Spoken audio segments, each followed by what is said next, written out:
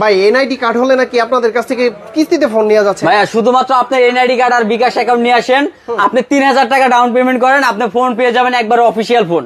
আচ্ছা, হাতে কি কি ফোন ভাইয়া? ইনফিনিক্স এর প্রতিটা মডেল, অফিসিয়াল মডেল সবগুলো ফোন আপনি কিস্তিতে পেয়ে যাবেন।